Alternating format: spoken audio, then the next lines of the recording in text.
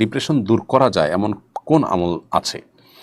Depression দূর করবার জন্য প্রথমত আল্লাহ রাব্বুল আলামিনের সমস্ত ফয়সালাকে মেনে নেওয়া, সহনশীল হওয়া, ধৈর্যশীল হওয়া।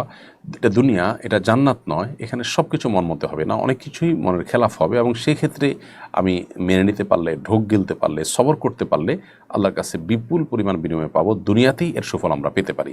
এই কাউন্সেলিং নিজের মধ্যে থাকতে হবে, সেলফ কাউন্সেলিংয়ের দরকার হবে। দ্বিতীয়ত, ডিপ্রেশন এবং বিপদ আপদ মুসিবত এগুলো দূরের জন্য আমরা বেশি বেশি দুরুদের আমলটা করতে পারি, দুরুদ পাঠ করতে পারি। কারণ দুরুদ সম্পর্কে নবী সাল্লাল্লাহু আলাইহি ওয়াসাল্লাম বলেছেন, মান লাজিমাল ইস্তিগফার, যে ব্যক্তি ইস্তিগফারকে অবধারিত করে নিবে এবং সবসময় নিয়মিত ইস্তিগফার করতে থাকবে, জাআলাল্লাহু লাহু মিন কুল্লি হাম্মিন ফারাজা ওয়া মিন কুল্লি দিকিন মাখরাজা, আল্লাহ তাআলা তার সমস্ত পেরেশানি, সংকীর্ণ অবস্থান থেকে তাকে বের হওয়ার জন্য পথ বাতলে দিবেন, এবং